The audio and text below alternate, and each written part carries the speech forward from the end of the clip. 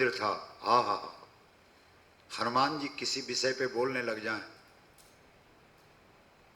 चुटकी में सारे विषय को खोल के रख देंगे। लेकिन रावण के मंदिर को देख करके हनुमान को लगा कहीं जात सो नहीं, मेरे पास कोई शब्द नहीं है, मैं कैसे इस अति विचित्र मंदिर के बारे में कुछ बोलूं, बताओ।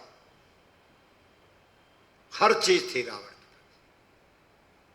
फिर भी हमने उसको राक्षस कहा। क्यों? क्योंकि ये गोस्वामी तुलसीदास जी ने इशारा किया, जब अंगद का और रावण का संवाद हो रहा है वहां इशारा किया। वो अंगद जी से बोलता है कि तेरा मालिक मेरे सामने क्या है?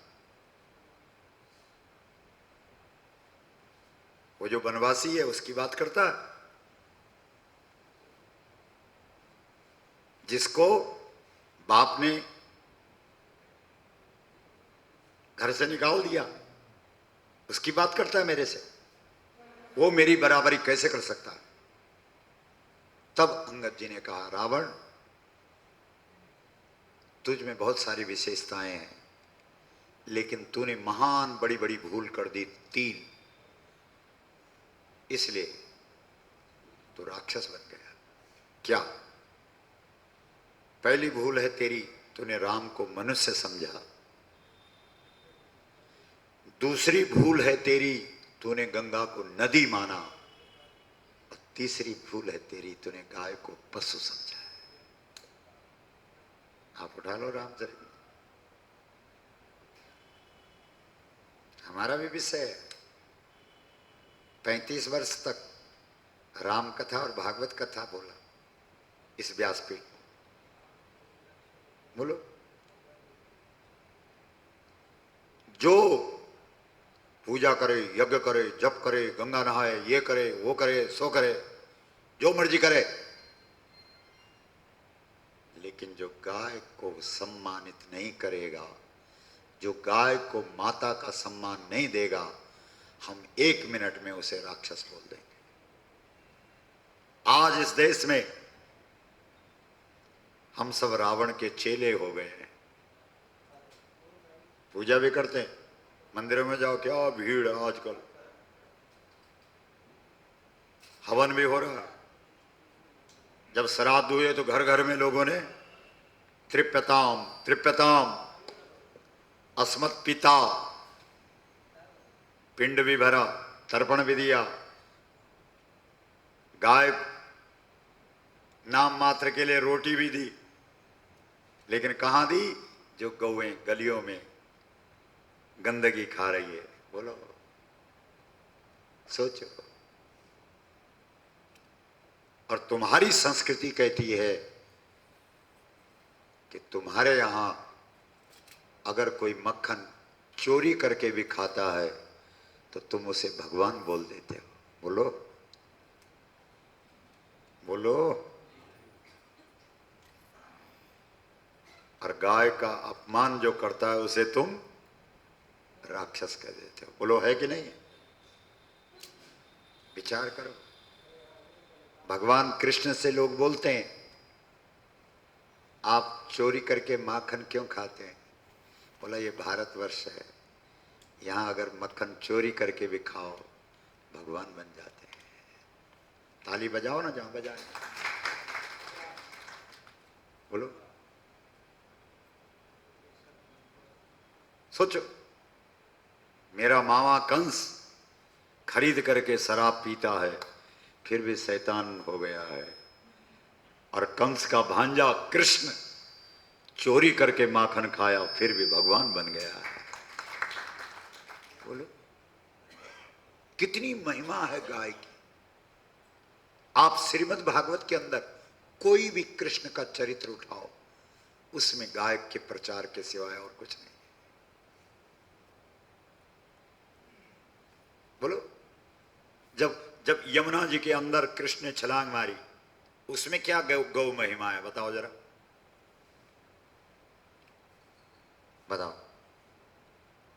क्योंकि कृष्ण का जितना भी चरित्र है, उस चरित्र में गौ माता की महिमा का प्रचार है।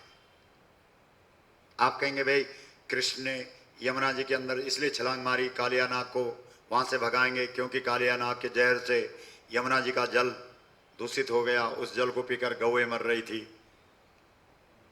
वो बात सामान्य है। मुख्य चीज तो गौ की महिमा बता रहे हैं कृष्ण। क्या आज जब यमुना जी के अंदर कृष्ण ने छलांग मारी है तो उससे पहले एक खेल हुआ है। क्या खेल हुआ? गेंद का खेल हुआ। और गेंद कोई रबड़ का नहीं बनाया गया, कोई कपड़े का नहीं बनाया गया, गाय के गोबर का बनाया गया। हमारी जो भारतीय नस्ल की गाय है, ये जो जर्सी आदि जानवर है, इसका तो गोबर भी काम का नहीं, तो जैसा पानी गिरा था। लेकिन भारतीय नस्ल की गाय गेंद बना के डालती है, नहीं है, गणेश बना के देती है, नेचुरल गणेश है। भारतीय नस्ल की गाय का गोबर सहज गणेश है, ध्यान रखना। लेकिन तुम लोग क्या क्या गणेश की मूर्तियां बना रहे हो, बताओ, पता ही नहीं कुछ। सोचो जरा। तो कृष्ण ने कहा आज एक दूसरे को गोबर से मारेंगे, मतलब एक दूसरे को गेंद मारेंगे। सबने उठा लिया गाय का गोबर। अब सबका निशाना कृष्ण है, क्योंकि हर कोई चाहता है कि मैं निशाना बनाऊं। किसको? आप भी तो यही चाहते हैं। सबका निशाना कृष्ण है। जब देखा कृष्ण ने कि मेरे शरीर पर कम से कम 6 इंच गोबर जम गया, सुन रहे आप, तब मारिए। चलो, कालिया नाग के ऊपर। कालिया नाग के कितने फणा हैं, सैकड़ों। ठक ठक ठक कृष्ण को मारे और कृष्ण मुस्कुरा रहा है। तुम्हारे यहां लिखा है कृष्ण बांसुरी बजा रहा। बताओ, सांप दिख जाए और तुम्हारी चैन की बांसुरी खत्म न हो जाए, ऐसा कभी होता है क्या? लेकिन क्या कथा है। हम अभी यहां से घर जाए, कोई पड़ोसी बता दे भाई साहब आपके घर में हमने सांप घुसते हुए देखा, तुम्हारी बांसुरी खत्म। बांसुरी मतलब चैन, नींद उड़ जाएगी कि नहीं?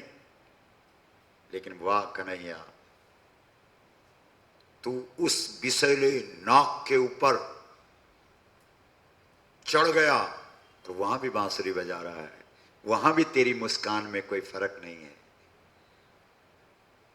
वहां भी तेरी शांति भंग नहीं हुई है, वहां भी तू चैन की बांसुरी बजा रहा है। वाह, सोचो। और वो नाग पूरी ताकत से फणा मार रहा है, लेकिन उसका जहर कृष्ण के शरीर पे असर नहीं कर रहा है। क्यों? क्योंकि कृष्ण के शरीर पर गाय का, बोलो जोर से, गोबर लगा है, और गाय का गोबर जहर को खत्म करता है। पूछ लो।